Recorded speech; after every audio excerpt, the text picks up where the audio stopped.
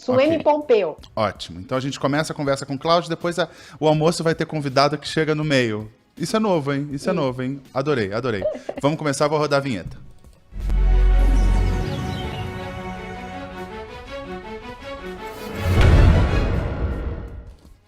Todos na tela, boa tarde, Cláudio, tudo bem? Boa tarde, bom dia, boa tarde, boa noite. Quem estiver vendo a gente por aí depois, né? Muito legal, obrigado pelo convite. Obrigado, Mara, Miriam, Garrone. Que bom que deu certo, né, Cláudio? Porque da última vez eu fiquei achando que o Guedes fosse cair e a gente ia derrubar você, porque o Cláudio foi derrubado pelo Moro. E aí eu falei, pô, vamos hoje, rápido, para ele não ser derrubado pelo Guedes, né? Vamos falar logo antes que caia algum ministro. Derrubado no jargão jornalístico é quando você tem que transferir um entrevistado no lugar de outro. E o Cláudio estava marcado para sexta-feira passada. Não é golpe não, né, Miriam? Não é nada de golpe. Não é golpe. Mara, agora, Cláudio, não, tem que estar Desculpa, Miriam, porque membro tem prioridade, você sabe, que é a nossa regra aqui, tá cláusula pétrea. E a gente apresentou o tio Noob, mas o tio Noob tá falando que não ganhou beijo, Mara. Beijo, tio Noob. Ok, então vamos dar lá pro Sergei também, para também não ter problema. Claro, beijo, Sergei. Vai lá, Miriam. Beijo para todos vocês que apoiam o canal. almoço. A gente fica muito feliz, a gente já falou isso aqui. Claro, o membro, ele nos ajuda, né? O que é ser membro? É uma ferramenta que o YouTube disponibiliza e que está aqui, né? Aqui embaixo, não sei, Na outra mão, tecla. outra mão. Quando você se inscreve como membro, você passa a ajudar o YouTube todo o recurso, porque você paga uma taxa mensal de R$ 11,90 e a maior parte desses recursos o YouTube repassa para a gente aumentar a programação. Então, e a gente tem aumentado bastante o número de membros e com isso aumentado bastante a programação. Sexta, inclusive, a gente lança um programa exclusivo para membros, comigo, Ju Calzin e a Ju Braga, eu e as Super Jus, falando sobre economia e política. É o Sextou, é o nome do programa. Sextou. Miriam. Então, Cláudio, eu quero que você me conte o que é um corona macho. Me explica aí, por favor. Puxa, corona macho, hein? Olha, vamos dizer que com essa quarentena que as pessoas foram obrigadas a viver, a gente vive numa sociedade muito machista e o machismo ficou trancado também dentro de casa, né? E o corona macho é esse cara que se viu trancado dentro de casa lá com a família, mas que ele acha que o papel dele é só de trabalhar fora de casa, e ele está ali preso dentro da casa, não sabe onde é que está a lata de óleo, não sabe o que o filho come, enfim, o cara fica lá absolutamente perdido, a mulher também está trabalhando de casa, né, e precisa do apoio dele, e esse cara acaba espanando, né? Tem também o corona macho do mal, vamos dizer que esse ainda é do bem, mas ainda tem também o corona macho do mal, que é o reflexo desse tempo de quarentena, onde a gente viu o crescimento grande, e não só no Brasil, mas no mundo inteiro, de casos de violência doméstica e também feminicídio. Quer dizer, o machismo veio para dentro de casa, a casa deveria ser o lugar mais seguro para as mulheres e para as meninas também, e no final, quando você tem um cidadão violento dentro de casa, você acaba ficando protegido do vírus, mas acaba ficando exposto à violência, né? Então, quer dizer, tem esses dois lados, a gente vai abordar a violência depois, muito legal, tem uma convidada também, mas o corona macho é esse cara que está perdido hoje com essa coisa de todo mundo junto e misturado em casa, mas ele não fazia parte desse território da casa e está tendo que aprender um monte de coisa, né? Agora, Cláudio, você está falando disso... Oi, fala, Miriam. Não, eu queria perguntar da história do Cláudio, porque ele fala do machão do século XXI num livro que ele escreveu, O Macho do Século XXI, antes de ter a pandemia. Você também passou por uma transição muito grande, né, Cláudio? O que você teve que mudar a tua vida? Olha, como todo bom machista, eu era machista e não sabia. A minha história tinha tudo para dar errado, né? Eu, até os 38 anos de idade, eu nunca tinha fritado um ovo na minha vida. Deu tão certo que aí virou livro, virou palestra, estou aqui conversando com vocês, vai inspirar até um filme lá mais na frente, enfim. Tinha tudo para dar errado. E a história começou, a história do livro, eu conto uma fotografia de 10 anos atrás, eu era executivo, no último ano de carreira de executivo eu resolvi empreender também, aí abri uma loja de vinhos, coloquei todas as minhas economias, todas as minhas energias na loja de vinho, e aí, de repente, a minha esposa recebeu um convite para ir morar em Singapura. E eu, como todo bom machão, provedor da casa, tinha colocado um monte de dinheiro na loja. A hora que eu estava começando a respirar financeiramente, aí chegou o convite e eu não tinha nenhum motivo para aceitar. Mas eu acabei, porque eu não tive coragem de dizer não para minha esposa. Ela tinha batalhado a vida toda para ter uma carreira internacional, bateu a oportunidade na casa dela, na porta, né, da gente, e aí eu acabei indo, mas não queria ir. Eu queria ter ficado no Brasil. Tomei uma decisão baseada no detalhe que eu achei que eu iria ter um visto de trabalho. E aí, quando eu cheguei em Singapura, eu descobri que não ia ter um visto de trabalho e virei um dono de casa compulsório. Aí vocês imaginam que um cara que nunca tinha fritado um ovo... Né? Ô, Cláudio, eu que editei esse livro do Cláudio e acompanhei muito a história dele e da Dani, e tem histórias saborosas nesse livro. Conta aquela história do porteiro, que todo dia tinha que passar e perguntava se o trabalho. Pois é, você sabe que... e hoje eu acho que todo mundo tem que trabalhar. Homem, mulher, cachorro, galinha, criança, mas enfim. Quando você tem um homem que não trabalha... Não, assim, criança é lógico que é um exagero, né? Cachorro também não dá para trabalhar. Mas, enfim, todo mundo que puder trabalhar tem que trabalhar. Depender financeiramente de alguém muito ruim, a Mara comentou no começo do programa aí, de abuso financeiro com as mulheres, enfim. Eu tive que virar dono de casa para descobrir que essa dependência financeira que as mulheres sofrem é muito ruim. E aí, quando você tem um homem que não trabalha, também te dói muito, porque todo mundo cobra, todo mundo na sociedade espera que você vá trabalhar. E aí eu saía, né? Singapura é muito quente, faz calor o ano inteiro, eu saía, levava minha filha para a escola de manhã e aí saía de short e camiseta para andar lá perto de casa, tinha um parque lá bonito lá do lado, e todos os dias de manhã eu saía de short e camiseta, o porteiro do prédio falava: "Ei, seu Cláudio, já vai trabalhar hoje?" O costume de perguntar para todos os homens era a única coisa que os caras conseguiam ter, né, perguntar para mim, mas eu... De novo, no começo dessa experiência super machão, estava super infeliz. E os porteiros me lembravam o tempo todo que eu não estava trabalhando. E tem uma outra história também, vou contar rapidinho aqui.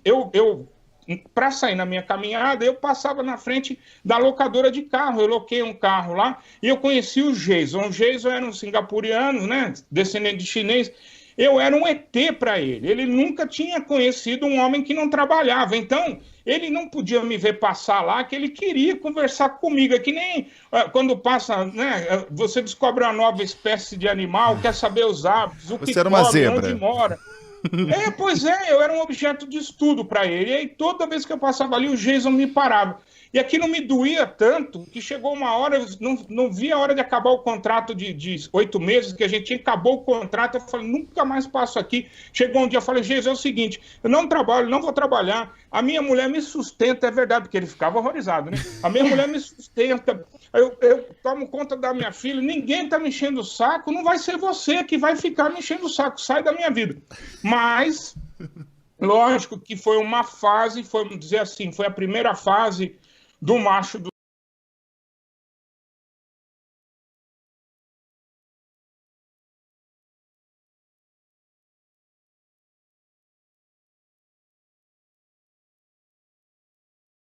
século XXI, onde eu realmente queria cortar os pulsos todos os dias da minha vida.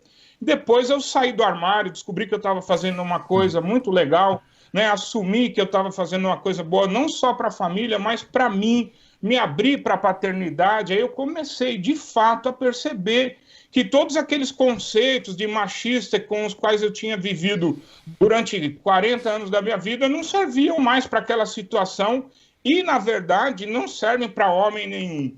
Né? A gente também sofre com machismo, é lógico que sofre menos do que as mulheres, a ponta mais cruel do machismo, ela realmente aponta para as mulheres, mas, enfim, fui descobrir uma série de coisas que estavam na frente do meu nariz, uma série de coisas que as mulheres estão cansadas de ver, mas que eu simplesmente não enxergava. Novo membro. Agora você sabe onde fica a lata de óleo, né, Cláudio? Não, agora... Eu queria chamar atenção para isso, porque no começo você falou o corona macho do bem e do mal. Eu acho que não tem corona macho do bem. Não, corona macho não. Não é do bem em nenhum momento. Não vem passar pano para esses folgados, Cláudio. Não vem passar pano aqui para corona macho, não.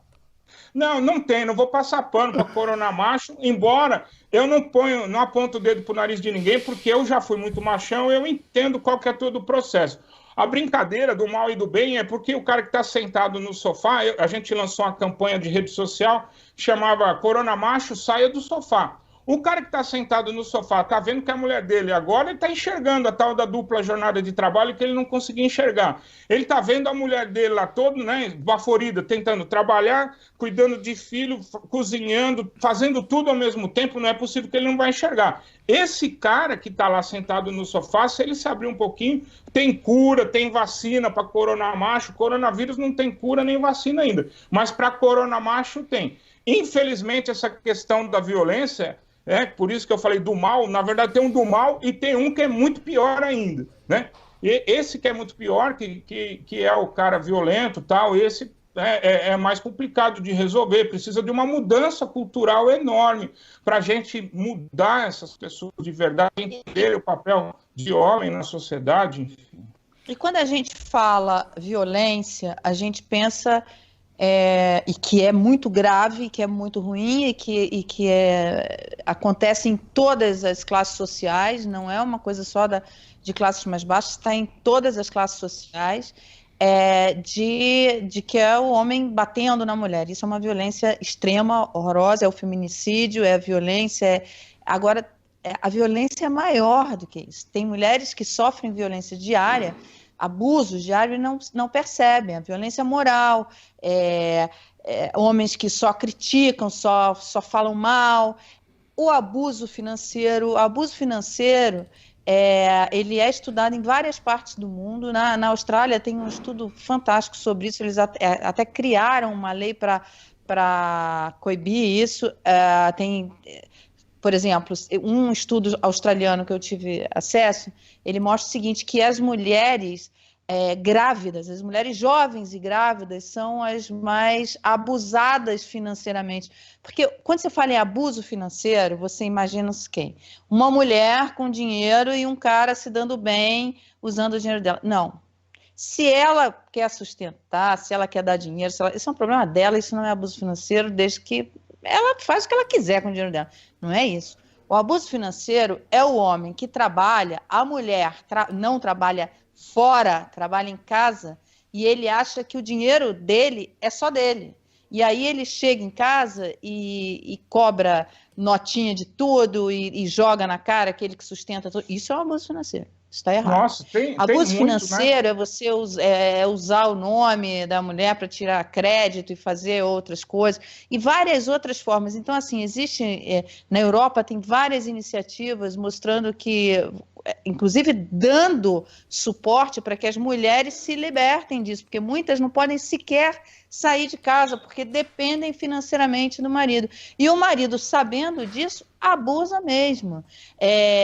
Casais, por exemplo, você tem casais em que o homem cuida dele, né, das coisas dele, da prioridade dele, paga ali algumas contas, e todo o restante das demandas da família é a mulher que atende.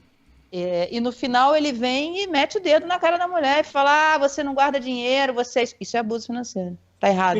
Ele não pode fazer isso. Uma coisa aí acontece em todas as camadas da sociedade, né? Eu dou muitas palestras no mundo corporativo e as mulheres do mundo corporativo contam as histórias. Já encontrei diretora de empresa que o marido obriga a dar todo o salário para ele administrar durante o mês. Olha que coisa louca, diretora de empresa, enfim, essa questão que você falou, gravíssima, Maria, lógico que tudo isso está correlacionado ao machismo. A gente vem de um histórico muito machista, inclusive de legislação. Você que acompanha a área financeira, não sei se você sabe, descobri ontem também, as mulheres casadas, precisavam de autorização do marido para poder abrir uma conta bancária até 1962. Na sua família, na família da Miriam, que é mulher também, vocês são da primeira geração que podia abrir uma conta em banco da primeira geração de mulheres. Isso está na lei, né? Enfim, as mulheres casadas tinham que pedir autorização, por exemplo, para viajarem sozinhas. Então, quer dizer, isso trouxe, sem dúvida, historicamente, e são coisas que a gente não percebe, porque vai passando mesmo de pai para filho, né? Essa influência do machismo e, principalmente, o que acaba influenciando não só na violência doméstica, mas nesse abuso financeiro que a Mara está dizendo aqui, é que muitos homens ainda hoje, pleno século XXI, ainda acham que as mulheres são propriedade, as mulheres da casa, tanto as esposas, companheiras, namoradas, enfim, quanto as filhas, são propriedade dele. Olha que coisa louca. E isso tem origem, inclusive, em legislação. Agora, a gente chegou no século XXI, temos uma obrigação moral até de mudar isso, e aí eu falo como homem, a gente tem sim uma obrigação de mudar esse processo, não só com relação ao machismo, mas de virar esse jogo e de apoiar as mulheres para que a gente pare de ter tanta violência doméstica, abuso psicológico, enfim. Eu não sou a mulher para falar, vocês que são as mulheres podem falar, mas não é fácil ser mulher no mundo de hoje. Nós vamos ter uma especialista agora com a gente, que é a Suemi Pompeu. Ela é uma advogada, presidente da associação lá no Rio Grande do Sul, que é um estado que está sofrendo muito com o aumento da violência doméstica. Então, eles estão fazendo uma campanha muito bacana. A Suemi já está com a gente, Garrone? Tô chamando, ela está entrando. Ela vai aparecer aí para vocês já. É isso. Já tô. Já tá. Enfim, vou botar ela no ar. Suemi, tá só preciso que você abaixa um pouco a sua câmera, só isso, para não cortar a sua cabeça. Eu tô vendo ela, gente. Tô aqui nos bastidores, porque enquanto a Miriam tá falando, eu mandei mensagem pra Miriam, vai chamando ela que eu vou conectando a Suemi e agora ela está conosco. Deixa eu ver se aparece pra gente aqui. Já tá Enfim, já tá no conosco. Rio Grande do Sul, eram 5 casos mensais de feminicídio, quer dizer, morte mesmo da mulher. E esse número mais que dobrou, passou de 5 para 11 no mês de abril. É um número muito assustador. Eu queria que a Suemi contasse um pouco o que é essa campanha que vocês estão fazendo. Tem o aplicativo da Damares, da ministra, para apoiar essas mulheres. Como é que você vê esse aplicativo? Conta para nós, Suemi. E obrigada pela presença. Bom dia, tudo bem? É uma honra poder estar aqui conversando com vocês. E nós, aqui no Rio Grande do Sul, nós estamos numa campanha, e aí estamos participando desta campanha também com uma união de esforços, com a Polícia Civil, com a Brigada Militar, mas nós iniciamos ela no município de Cachoeirinha, em parceria com a Prefeitura Municipal, com o 26º Batalhão aqui do município de Cachoeirinha, e decorrente do trabalho que a gente está fazendo, a campanha foi tomando força, as pessoas foram aderindo, né, porque nesse momento de pandemia, que estamos todos num momento de isolamento, que precisamos ficar em casa em segurança, para essas mulheres pode não ser, né? Pode ser um momento mais difícil, porque o isolamento ele já era uma prática da pessoa, né? Então, nós pensamos daí de que forma a gente poderia auxiliar essas mulheres. Foi aí que veio a ideia de montarmos as nossas máscaras, né? Como um alerta do combate à violência. Então, o nome da nossa associação é AJAM, Associação de Justiça e Apoio às Mulheres.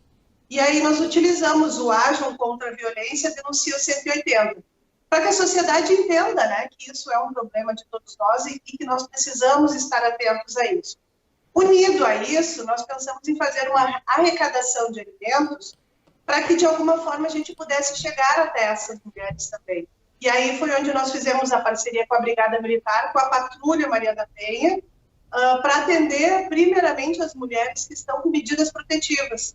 Porque muitas dessas mulheres poderiam também, inclusive, estar em situação de perigo, enfim, e essa seria a forma que a gente poderia auxiliá-las também. A Patrulha Maria da Penha poderia chegar, ao levar a alimentação, ela poderia chegar, ver como a mulher está, e a gente poder ter esse contato, esse acesso através da associação, que daí nós temos o apoio, o acompanhamento, o apoio jurídico, né? Nós não litigamos, mas nós acompanhamos, orientamos os psicólogos também, que podem também estar conversando agora de forma online, telefone, enfim, mas foi uma forma que a gente achou de poder chegar até elas. E aí nós fizemos o contato também com a Polícia Civil, com a delegada, nós temos uma delegada mulher, chefe de polícia aqui no Rio Grande do Sul, que muito nos honra, e aí nós fizemos o contato com a delegada Nadine, com a delegada Tatiana, aqui do Rio Grande do Sul, que é a que coordena as DEANs, né,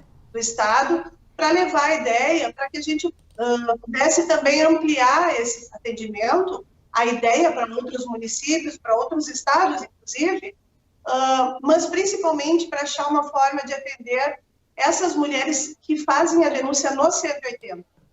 Porque o 180, as que estão com a medida protetiva da Patrulha Maria da Penha, essa patrulha está acompanhando, né? E, claro, nós aqui em Cachoeirinha, nós temos 95 mulheres com medidas protetivas e já entregamos em torno de 30 cestas hoje, né? E dentro dessas entregas, nós percebemos algumas precisando, inclusive, do auxílio psicológico, né? Algumas com uma situação de que o agressor já estava novamente no local, né? Pedindo ajuda, porque isso é ela que tem que tomar a decisão, né? De sair do ciclo de violência. Nós temos que dar o apoio. A sociedade precisa estar com uma rede de proteção para apoiar. E aí nós começamos... E o aplicativo, ele funciona para essa mulher que está precisando de ajuda? Na verdade, o que nós conversamos, né? Nesse momento, é um momento diferenciado para todos nós, né? E a mulher que está numa situação de violência e ela está com o agressor dentro de casa, ele muitas vezes coordena tudo, ele comanda tudo, inclusive o celular da mulher. Por isso,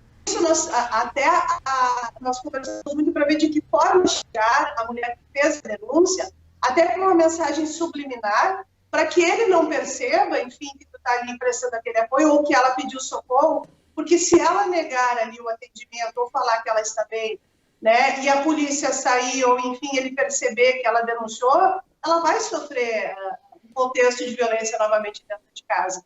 Ele funciona, ele é necessário, ele é importante, mas nesse momento a gente também tem que estar atento que é um momento diferencial para todos nós e muito mais para elas, né? Porque para nós a segurança, para elas pode estar sendo, né, muito difícil o convívio.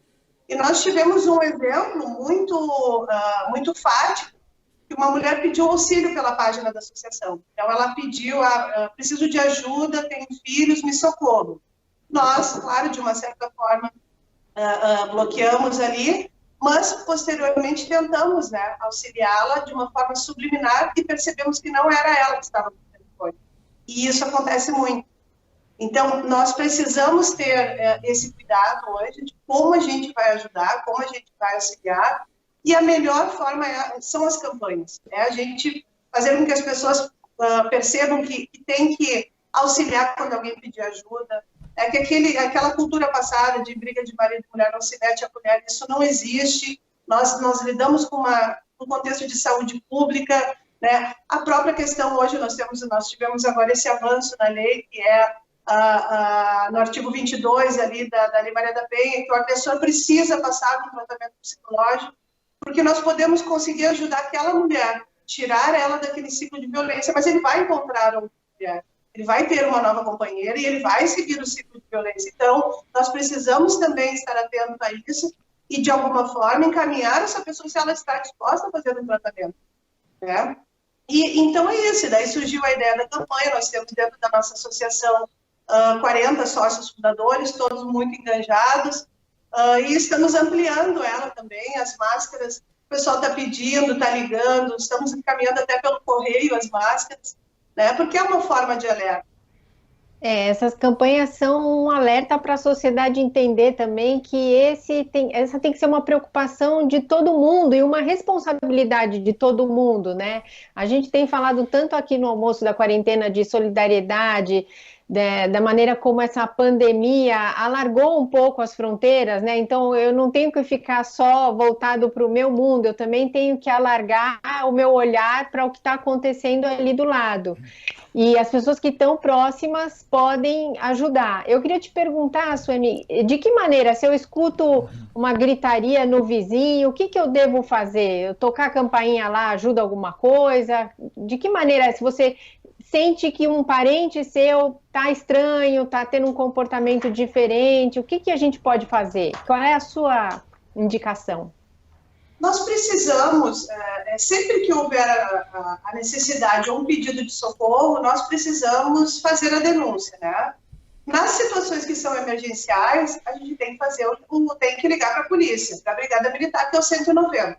Tem que fazer esse chamado aqui, no caso é o 190, tem que fazer esse chamado. E quando nós percebemos que é recorrente situações de violência, agressão, tem como fazer a denúncia para o 180, né?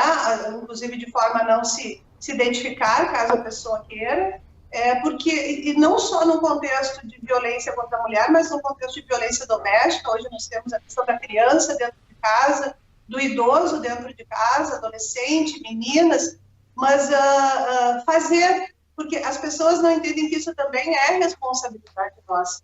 Nós estamos fazendo também uma parceria agora com alguns condomínios, né? Porque nós tivemos agora esse grande avanço dos condomínios, né? Da ampliação das pessoas vivendo em condomínios.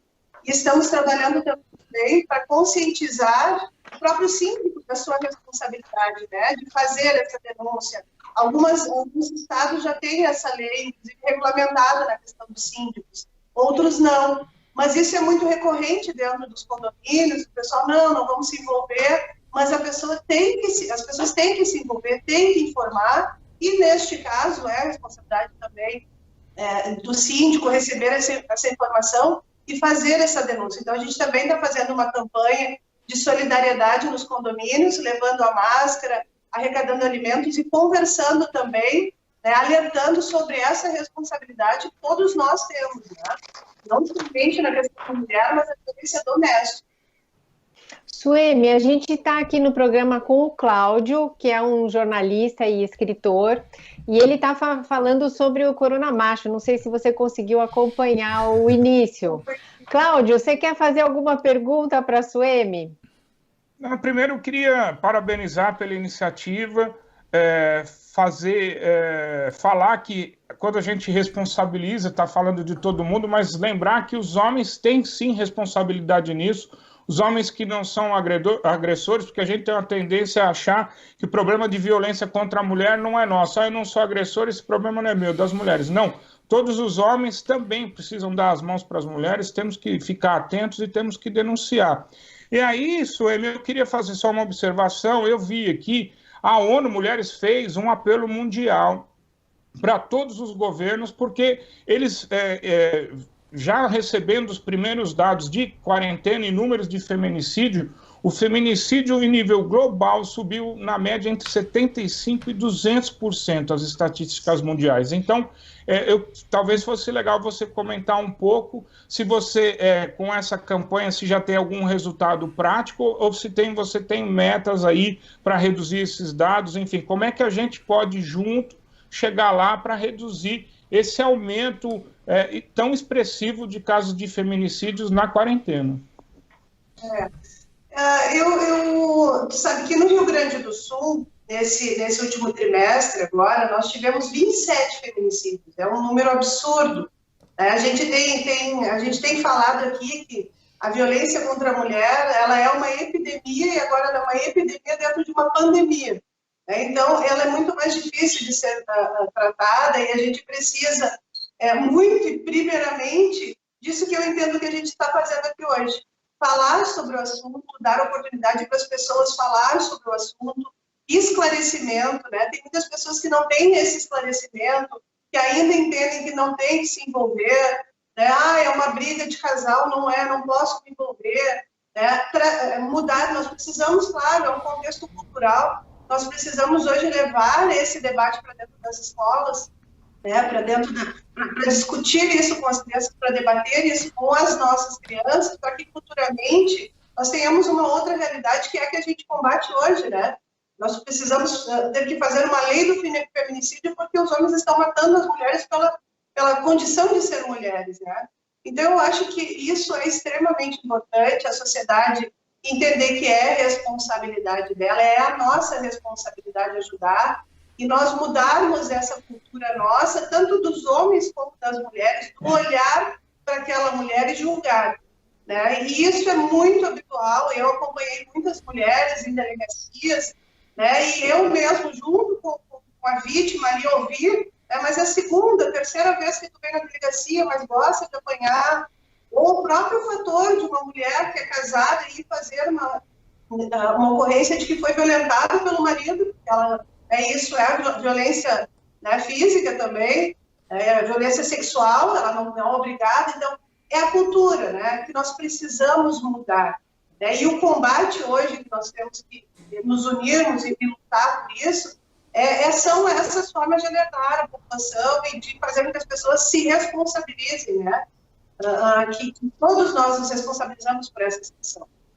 Eu acho interessante a gente está mostrando um retrato dessa violência já extrema, que é grande, que é assustadora. Mas essa violência, ela começa... Tem muitos homens que sequer se dão conta do quão violentos estão sendo quando ofendem suas mulheres, quando, enfim... tratam mal, isso também fazem um assédio moral às suas mulheres, quer dizer, isso também é uma violência e também grave, porque você cria problemas psicológicos nessas mulheres. Sabe que a gente ouve de mulheres, né? Isso é um ponto muito importante, nós ouvimos de mulheres muitas vezes, né? Olha, talvez um tapa não doeria tanto quanto a violência psicológica que eu venho vivenciando. É muito difícil esse contexto. Isso também é importante a gente falar hoje, porque nós podemos alertar muito, né, tanto as meninas, as adolescentes, que elas já entram num relacionamento abusivo. É aí que inicia todo esse contexto, né, da violência, que ela inicia aquele relacionamento abusivo, onde ele começa a agredir verbalmente, onde ele, né, começa a pegar o telefone, cuidar roupa. Então, tem várias coisas que têm um início. E a violência, ela parte desse princípio do relacionamento abusivo. Então, alertar também essas jovens, essas meninas, né, e muitas vezes exatamente isso, para que ela compreenda e diga para ele, olha, isso está errado, né, não pode me chamar dessa forma. No início do relacionamento, bom, se tu me tratar dessa forma, nós encerramos aqui, né, porque se ela permitir, aquilo vai aumentando e vai se tornando algo habitual dentro daquele relacionamento, até que vire, né, um contexto de violência. Por isso, tudo que a gente vivencia de uma cultura que a gente precisa mudar, né? Então, a gente tem que estar muito atento a essa questão do relacionamento abusivo, para lá adiante a gente não ter esses contextos de feminicídio, né? E principalmente, né, as jovens, enfim, qualquer uma que inicia um relacionamento, qualquer mulher que inicia um relacionamento, percebendo isso daquele homem, a tendência é piorar, né? Se ela não conseguir, no primeiro momento, encerrar essa situação, bloquear isso, a tendência vai ser piorar. Então, se ela está no relacionamento, percebe isso, tem que sair. Tem que entender que ela merece muito mais. Por que você começou a trabalhar como advogada e nessa associação?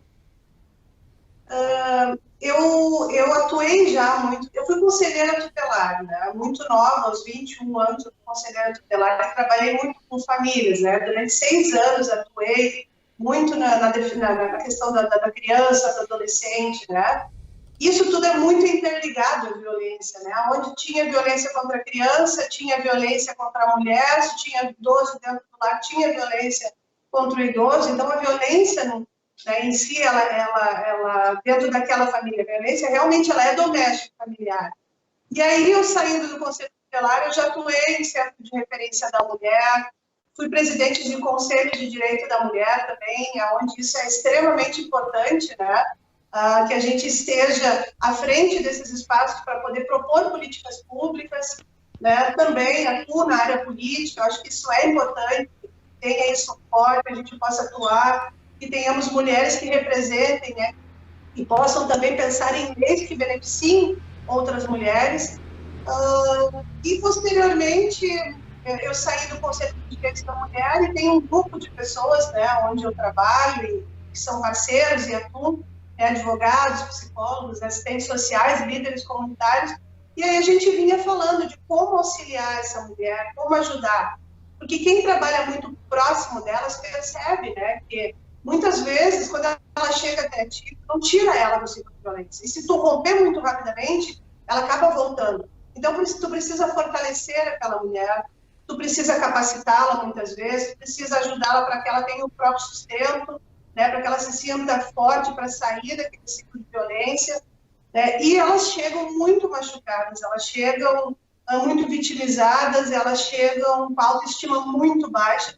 Então, a intenção da associação é trabalhar o todo, é trabalhar o contexto de família, trabalhar aquela criança também que vive naquela situação de violência, tirá-la dali, né, dar uma oportunidade, é mostrar para aquela mulher aquela vida que ela está levando não é uma vida que ela merece, né, para que ela tenha a força de sair deste ciclo de violência e não voltar. Porque os nossos índices são muito altos das mulheres, né, que acabam voltando para o ciclo de violência, e principalmente por não encontrar um amparo na sociedade, na própria família, muitas vezes com os amigos, e é isso que nós temos que entender, que nós não podemos julgar uma mulher por ela estar dentro de um relacionamento que nós não sabemos o que ela está passando.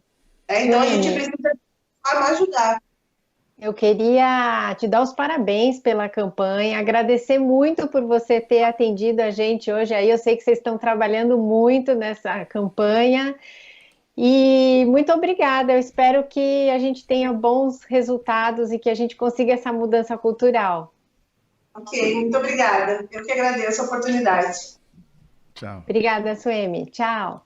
Tchau. Nós vamos falar agora sobre o Enem, gente.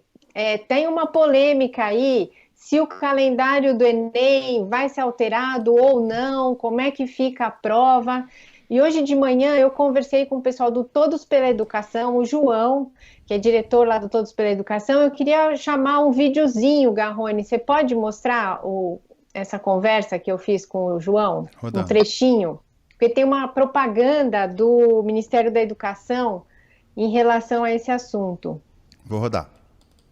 Agora, a gente também viu uma propaganda do Ministério da Educação em relação ao Enem, em que uma estudante fala coisas do tipo, estude de qualquer lugar, de qualquer forma. Por isso eu quero fazer o Enem este ano, para entrar em uma universidade. Estude de qualquer lugar, de diferentes formas, pelos livros, internet, com a ajuda à distância dos professores. Faça já a sua inscrição no Enem, de 11 a 22 de maio, pelo site enem.inep.gov.br. Como é que vocês do Todo pela Educação viram essa propaganda? Eu acho que essa propaganda reflete e revela a visão do ministro da Educação sobre a situação que a gente vive. O ministro já se manifestou várias vezes contrário ao fechamento das escolas. Ele já se manifestou em entrevista dizendo que as medidas tomadas por prefeitos e governadores são excessivas, porque no máximo morreriam somente 40 mil brasileiros em função da pandemia. Isso é muito triste. Então, isso é muito triste, revela ou uma alienação da gravidade da situação dos alunos, dos professores, da situação sanitária, econômica e social do país, ou então uma crueldade. Eu quero crer que seja, Miriam, de verdade, apenas o ministro ainda não tendo superado a fase de negação, que é uma fase típica quando a gente vive uma experiência traumática. É isso, Miriam. Essa campanha, só dar um detalhe aqui que eu achei curioso. Quando esse vídeo foi lançado no Twitter do Ministério da Educação, eles botaram como frase, título da mensagem, "O Brasil não pode parar", que era o slogan que foi barrado pelo STF quando a SECOM usou pelo ministro Barroso, dizendo que aquilo ali era obviamente estamos no meio de uma pandemia e tentar forçar a volta da economia seria imprudente. Eles usaram essa mesma frase para divulgar essa campanha. Não estava no vídeo, mas estava na frase de divulgação ali do Twitter. Miriam, rapidinho, deixa eu só falar o nome dos membros, que eu, se não esqueço. Leandro Pastore, tem um perfil que parece comercial, que é o Harmony Co., deve ser um perfil comercial, e o Lucas Carvalho. Por enquanto, se pintar mais, eu volto a falar aqui. Novos membros? Novos membros. Bem-vindo, muito obrigada. Obrigada. Então, eu só queria contar para vocês que essa conversa que eu fiz com o João, do Todos pela Educação, a gente vai subir um vídeo da entrevista completa logo mais no canal. E o Todos pela Educação está fazendo uma campanha abriu um fórum de discussões, é um webinar, que é, na verdade, um seminário na web, né, na rede, e chamado O Desafio da Volta às Aulas, Contribuições para o Debate Público. Ele é aberto para todo mundo, então, especialmente nesse momento em que a gente ainda está discutindo se o Enem vai ser remarcado ou não, o ministro ainda não bateu o martelo de que vai realmente, ele está assim, pensando no assunto. É muito importante que a gente se informe, participe de seminários como esse. Então, achei a iniciativa do Todos pela Educação muito interessante. E é um seminário com vários especialistas da área que vão discutir exatamente, porque a educação vai passar por uma transformação muito grande, mesmo que depois do final dessa pandemia, né? A gente já tinha problemas anteriores, agora com a pandemia, e depois o que vai ser depois da pandemia, né? Deixa eu ler umas mensagens aqui que chegaram. Tem essa aqui, por exemplo, do Marco Duarte. A gente estava conversando com a Suemi, falando da importância ali de denunciar, que tem que meter a colher sim. Mas o Marco diz, já tentei denunciar na polícia e no 180 diversas vezes para falar dos meus vizinhos, mas pedem uns dados, segundo ele, ridículos. Como eu vou saber o nome completo e o telefone do meu vizinho agressor e asqueroso? Pois gostei do asqueroso, porque é asqueroso mesmo. Então, cai na burocracia, eu achei esse relato super curioso.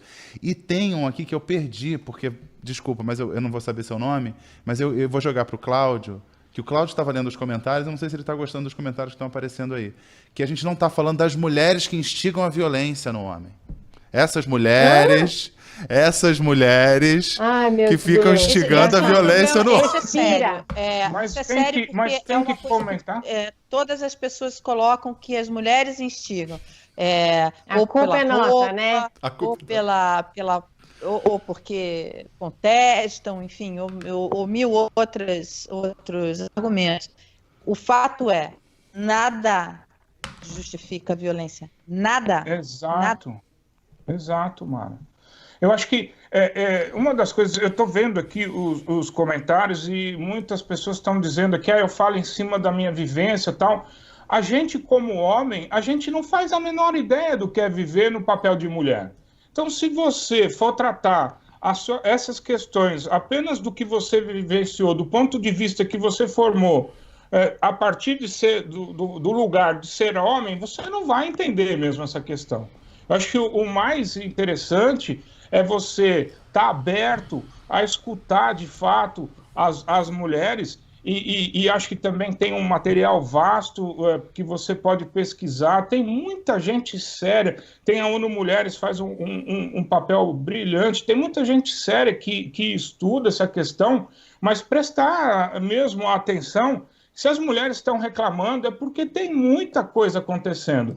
Agora, se você se abrir, eu acho que esse momento da pandemia é um momento interessante, no mínimo a Mara falou bem, a Suemi falou bem também, a gente tem uma questão cultural que a gente precisa modificar. Os países que combatem melhor a violência de gênero não é só através de lei. Lei funciona bem também, mas você tem que mudar a cultura. E nada melhor do que a gente agora estar dentro de casa, porque a gente está levando o machismo para dentro de casa. E esse período de distanciamento social é um período que é um convite para você começar a refletir as relações que você tem com o mundo, né? Com as relações para a porta de fora de casa. A começar com as relações que você tem com as suas companheiras, com a sua mãe, enfim, com suas filhas. Acho que é um bom momento para refletir, para conversar bastante e principalmente para se abrir. Eu acabei vivendo, e de novo, eu não aponto o dedo para a cara de ninguém, porque eu já fui também, já vivi dentro desse machismo e também não enxergava uma série de coisas, né?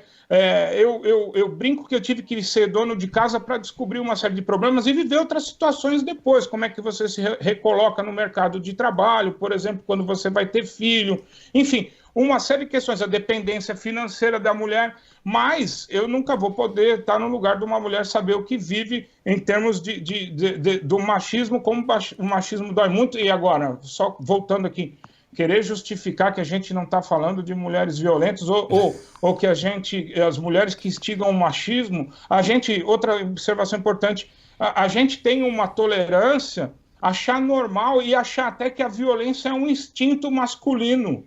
Não tem nada a ver. Violência não é um instinto masculino, isso é uma coisa que de novo, né, veio em função da mulher ser propriedade e tal, e também de mostrar que o homem tem que ser forte, tem que ser poderoso, tem que ser o último a dar a palavra, e aí muita gente se apropriou dessa condição toda para achar também que a violência é absolutamente natural. Nenhum tipo de violência é justificável, nenhum.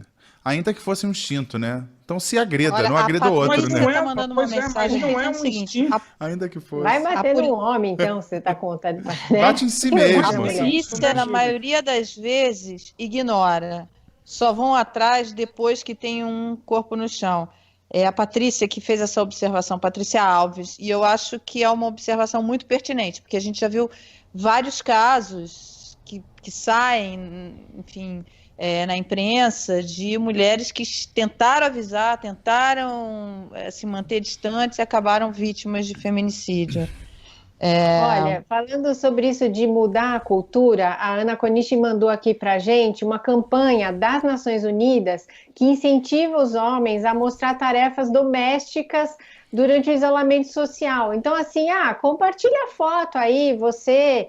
cuidando do seu filho, fazendo os trabalhos domésticos, né? Porque isso tem que ser um motivo de orgulho, você dá conta de você mesmo, é só isso, né? Pois é, cuidar da gente, cuidar da casa, do teto onde a gente mora e de quem está do nosso lado, deveria ser obrigação de todo mundo. Tarefa não tem gênero. Não sei de onde surgiu mesmo isso, de que homem tem que trabalhar, a mulher tem que cuidar de casa e de filho. De novo, eu vivi dentro desse sistema e depois tive que virar dono de casa para perceber. Agora, bem ou mal, muitas pessoas, muitos homens estão dentro de casa e tem que começar a perceber, sim, que a gente tem, de verdade, uma desigualdade de gênero muito grande até dentro da nossa casa, né? E chamar atenção, Cláudio, para aquilo que você falou, quer dizer, você é um palestrante, conversa com executivas em empresas no Brasil, na França, ou seja, não é um problema de classe social, você está falando ali com mulheres bem-sucedidas, mulheres no Brasil, mulheres na França, mulheres nos Estados Unidos, e onde você observa esse mesmo tipo de problema, quer dizer, é o que... você encontra isso em qualquer classe econômica ou formação das mulheres, você consegue observar isso também, né? E Mara, mais do que isso, não se limita só numa relação homem-mulher também. Nas relações LGBT, não quer dizer que tem um homem e uma mulher que isso se reproduz, mas o machismo, ele se reproduz até quando você tem dois homens envolvidos numa relação e duas mulheres envolvidas na relação. Chama para si, entre aspas, essas atribuições e esses instintos que o Cláudio denunciou, que não são instintos, e reproduzem isso. Eu conheço relatos aqui, eu vou passar dias falando de histórias muito curiosas, por exemplo, tem um caso que eu já ouvia, dois homens num relacionamento, e um falava assim, você não lava roupa, eu que lavo roupa. Eu falei, lava roupa? Como? Então você joga para uma relação entre pessoas do mesmo gênero, atribuições que nem é atribuição da mulher, mas você não tem outro modelo a seguir e segue esse modelo que é o pior de todos. Em vez de aproveitar a sua exceção para poder fazer uma coisa diferente, novo modelo. Já que você é diferente, siga uma estrada diferente, não repita o modelo ruim. Então, Garrone, você chamou a atenção para uma coisa muito importante. Tem um filme, Azul é a Cor Mais Quente. Naquele filme, é a relação de duas mulheres. E tem uma delas, né? O comportamento dela é de um machista. Assim, ela abusa moralmente da companheira, mas é muito claro. É bem machista, o comportamento dela, fica muito claro ali, você fala assim, puxa, então isso que você falou é verdade, esse comportamento ele se reproduz mesmo em relações em que a gente não está falando só, a gente não está falando, olha só, a gente não está falando só da violência física, né? A violência ela é maior que isso, a gente falou aqui de violência financeira, de abuso financeiro, de abuso moral, o quanto isso é grave. A gente está falando aqui que não é só o casal margarina, né? Quer dizer, qualquer tipo de relacionamento, você pode ter esse comportamento machista. Gente, só queria dar a hashtag da campanha da ONU, que é hashtag Eles por Elas em Casa. É com essa hashtag que a ideia é postar as fotos, tal, para mudar essa cultura. Desculpa, Cláudio, você ia falar, eu te cortei. Não, eu digo, é por isso que a gente tem que, eu digo que a gente tem que levar a conversa sobre machismo para a mesa de bar, a gente tem que conversar com os homens a respeito disso, e como o Garrone falou, é lógico que não é todo mundo machista, tem gente aqui, acho que foi a Leila, falou assim, na minha casa a gente compartilha, a gente divide tudo, somos humanos. E é isso, vamos criar novos modelos, porque quando você está dentro de um novo modelo, onde você tem equilíbrio, você não tem, você compartilha de fato as tarefas, fica mais legal para todo mundo. E outra coisa que eu falo também, a gente, como homem, tem muito cara legal, né? Eu brinquei, né, com essa história de corona macho, mas na verdade tem muito cara bacana. E às vezes a gente, como homem, a gente tem até vergonha de se posicionar em algumas situações na frente dos outros homens. Então, você é o cara que compartilha tudo com a sua mulher, você é o cara legal, você não é agressor, você não admite violência, mas na frente dos outros homens você tolera uma série de comportamentos que são machistas, que são ruins. Enfim, vamos começar, tem muito cara legal, vamos começar, a gente consegue transformar quem está do nosso lado, como lembrou o Garrone, a gente consegue, sim, viver dentro de novos modelos e vamos falar para os outros homens, vamos fazer um movimento junto aos outros homens que eu tenho certeza que dá para mudar muita coisa. Não é possível que muitos homens ainda convivam com esse machismo e acham legal, né? Eu tenho um exercício muito bom, tem um filme muito bacana francês, um curta, que eu esqueci o nome, mas ele está no meu site, depois eu passo o link para vocês, onde você tem um homem que é super grandão tal, e ele vive na posição de mulher o tempo todo, né? E ele passa um sufoco danado. Enfim, quando você quiser saber se você está sendo machista ou não, um bom exercício é se coloca no lugar da mulher e pergunta se a mulher gostaria de estar vivendo aquela situação. Se você achar que você gostaria de estar vivendo essa situação, legal. Mas eu duvido que se você procurar se colocar no lugar da mulher, numa situação onde você quer saber onde é machismo, se você disser, puxa, isso não é legal, para de fazer. Você falou de filme, tem um filme do Netflix que é francês, que é Eu Não Sou um Homem Fácil. Você já viu isso? Que é o cara que bate com a cabeça, acorda, tá o mundo todo invertido. As mulheres que são as assediadoras. Então esse filme é muito interessante, tá no Netflix. Cláudio, uma pergunta. Você sugere esses homens mais, não sei qual é a palavra, mais tolerantes, mais sensíveis e tal. Agora, como é que você propõe isso? Chapa, vamos tomar um chopp e vamos falar dos nossos sentimentos?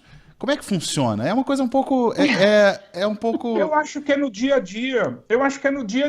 Também, talvez se você falar assim, vamos tomar um chopp e falar de sentimentos, talvez o outro cara não vai querer ir, vai achar estranho.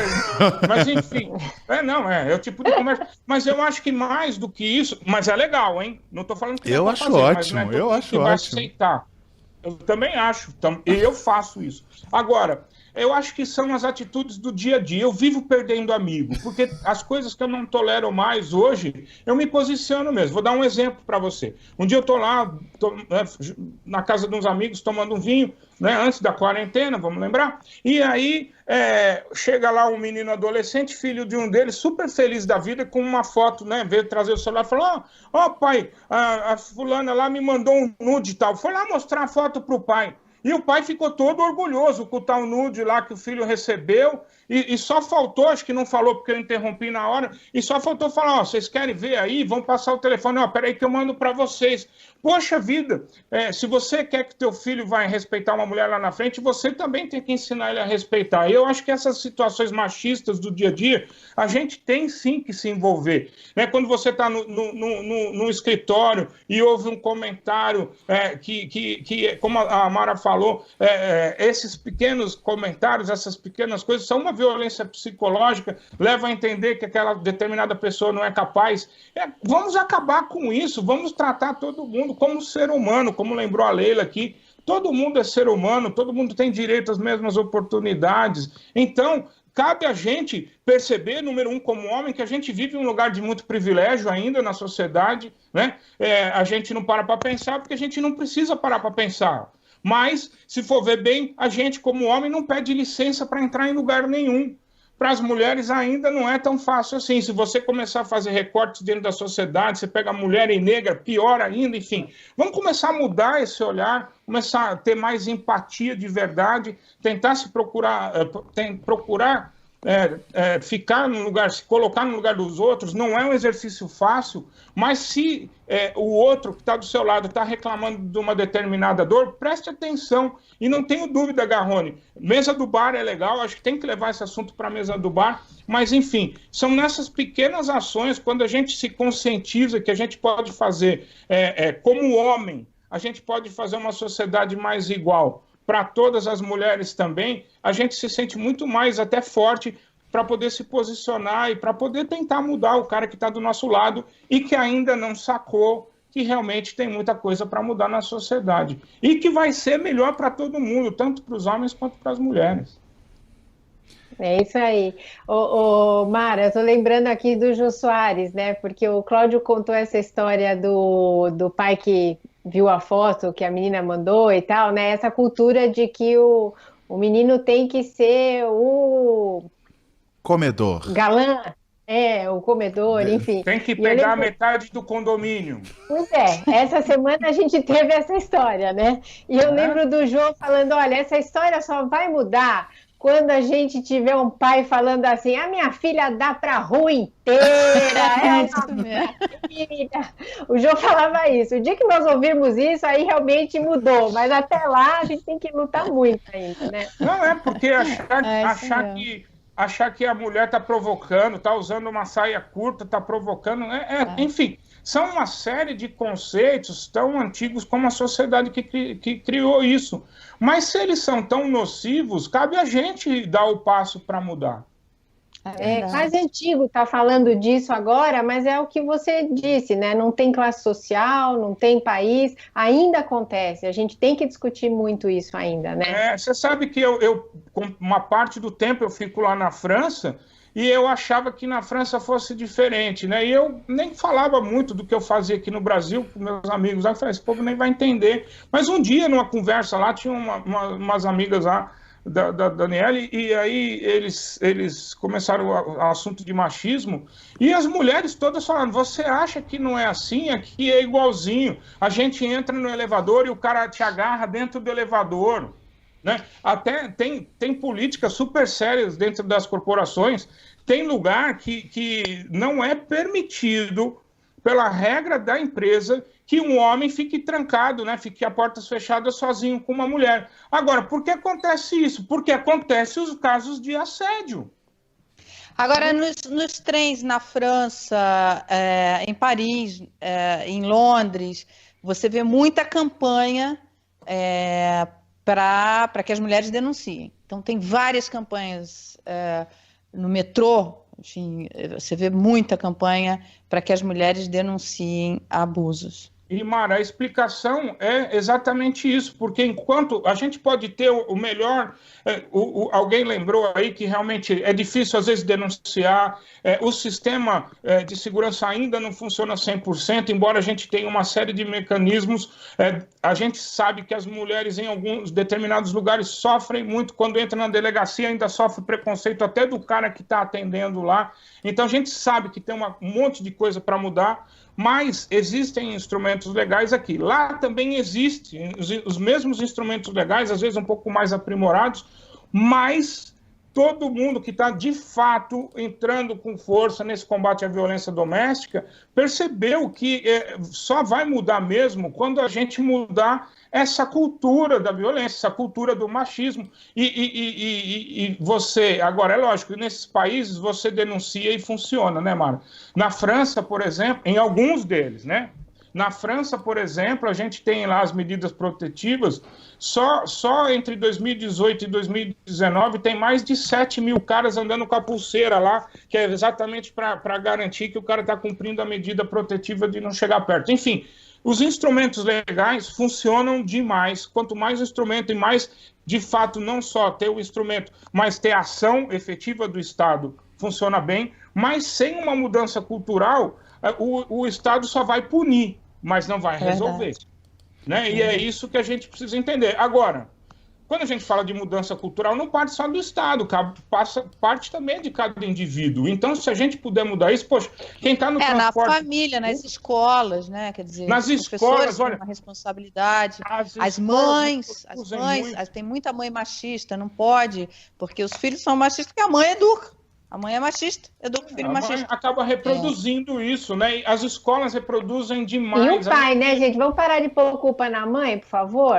Não, o pai não, é verdade, mas eu concordo. O pai, esse exemplo que o Cláudio deu é um horror, né? O cara só faltou mostrar para os amigos o nudes que o filho recebeu da amiga. É uma coisa tão insana que você fica pensando, putz, o que passa na cabeça desse sujeito? Agora, a mãe, eu acho que muitas vezes, a mãe, quando ela se cala da violência que ela sofre, já é um sinal ruim para a educação do filho. Então, assim, as mulheres têm uma importância muito grande assim, na educação, para acabar culturalmente, porque elas têm um peso importante, enfim, você tem... Mas, Mária, esse negócio de... São elas que educam os filhos que estão ali e tal, e elas têm um papel muito relevante para acabar com essa cultura, Mas essa história da gente, lógico que ninguém de nós está querendo culpar as mulheres, eu não gosto muito dessa história de falar da palavra culpa. O machismo está tão arraigado na cultura que muitas vezes as próprias mulheres nem percebem que estão sofrendo abuso, por exemplo. Muitas vezes as mulheres não percebem que estão sofrendo abuso e não percebem que estão sendo machistas. Eu já me peguei fazendo coisas, assim, meu Deus, isso é uma coisa que não se faz. É machismo da minha parte, esse tipo de comentário, esse tipo de atitude. Eu brigo com o machista que tem dentro de mim todos os dias. Às vezes eu encontro alguém fala assim, Cláudio, que legal, você é um homem desconstruído. Mentira! O machismo está lá dentro da minha cabeça o tempo todo. É que eu agora presto uma atenção danada. Mas é lógico que eu me pego também nessas situações. E todo mundo se pega, mas primeiro que você não consegue mudar nada que você não consegue enxergar. Se você não enxerga uma situação, você não vai mudar. Então a primeira coisa é começar a enxergar, a prestar atenção. A partir do momento que você está mais atento, obviamente que você tem menos possibilidade de acabar escorregando. Mas é uma coisa estrutural. Esse machismo está tão estruturado, difícil para homem perceber, para mulher perceber. Para o fim, e eu quero contar uma historinha aqui rápida, porque a gente já está estourando aqui o nosso tempo. Para vocês terem ideia do quanto isso é cultural. Uma vez eu estava fazendo um voo, faz muito tempo isso, hein, gente? Faz muito tempo, eu já me penitenciei muito por conta disso. Fui pegar um voo de Nova York para Boston, estava um tempo ruim, muito ruim, e eu entrei num avião pequenininho, porque esse trecho, às vezes, na época, isso foi anos 90, você pega alguns aviões bem pequenininhos. E aí aquilo já me incomodou. Eu queria entrar num avião grandão e tal, para poder encarar aquele tempo ruim que estava. Aí quando eu fui remoto, né, porque era um avião pequenininho, quando eu fui subir a escadinha do avião, que eu olhei assim, eu tenho essa mania de olhar para a cabine do avião, porque meu pai era piloto, então eu sempre olhava para ver se era ele que estava. Então, é uma mania que eu tenho desde criança. E eu olhei para a cabine, era uma menina, uma lourinha, assim, parecia minha sobrinha, sabe, bonitinha, ela tá ali sentadinha. Eu olhei aquilo, eu tava com um amigo meu, eu falei para ele, ou bota um homem para pilotar esse avião, eu não entro, vamos mudar de voo, eu não vou nesse voo. Olha que absurdo, eu falei isso, Mas a gente aí, desde cedo... Ele pegou, olhou para mim e falou assim, sobe isso aí, olha o absurdo que você tá falando. A minha avó pilotava, sabe? É um absurdo. Eu venho de uma família com mulheres muito fortes. E aí, eu fiz um voo maravilhoso. A menina pilota muito. Eu fiquei com tanta vergonha, e eu tô falando isso aqui porque isso me deixa envergonhada, muito envergonhada.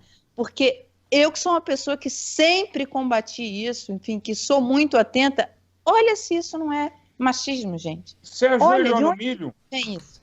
Ajoelhou no milho para se redimir já? Muito. Muito. Mas eu vou dizer, isso de novo, tem uma explicação histórica. Primeiro que, se a gente for alguns anos mais para trás, você vai ver que todos os cargos de liderança, todos eles eram sempre ocupados somente pelos homens, né? E desde cedo esse modelo leva a gente a crer que os homens têm mais capacidade de fazer as coisas. Então, você não tem representatividade feminina em determinados lugares, você não consegue nem imaginar que uma mulher pode fazer aquilo. Graças a Deus isso está mudando na aviação, porque cada vez mais você tem mulheres comandando aviões. Então, mas eu acho que é isso. E assim, vocês falam muito de política, né? Você vê que na política ainda não chegou. Você vê poucas mulheres na política, e ainda as que estão na política ainda sofrem um monte com preconceito. Mas enfim, à medida que você vai vendo mais as mulheres ocupando posições de liderança, as posições que normalmente elas não ocupavam, você começa a perceber que tarefa nenhuma tem gênero, todo mundo é capaz de fazer qualquer coisa. Agora, é um exercício diário, tem que estar aberto, sim, e principalmente jogar fora as tuas crenças pessoais e começar a ouvir o que está de fora, quem está reclamando, por que está reclamando, vai se informar. Não tem como mudar isso culturalmente se você buscar informação, se não buscar informação de fora e ouvir os outros, porque a nossa referência pessoal, principalmente eu falo como homem, não serve para entender essa questão de fato, né? Olha, queria ler o comentário da Laila Hortolã, que tem tudo a ver com isso que você está falando, Cláudio. O autoconhecimento é importante. Todo mundo precisa olhar para dentro e ver, eu estou sendo machista nessa ação ou não?